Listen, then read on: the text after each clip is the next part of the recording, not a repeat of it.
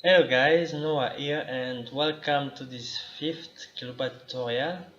Today we are going to talk about the verb kwenda, to go in Kiluba.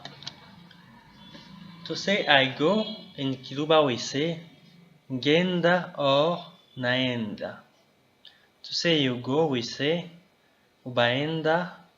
To say he goes we say baenda or wenda. To say we go we say tubaenda or twenda.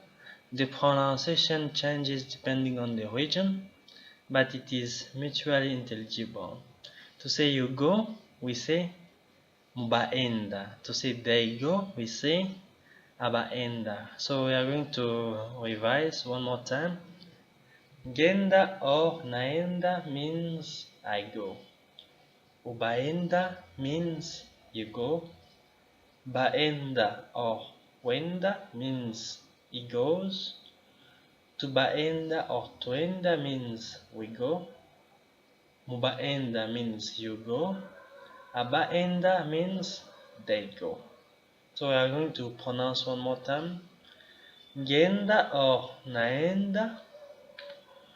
Ubaenda. Baenda or wenda. Tubaenda or twenda. Mubaenda and abaenda.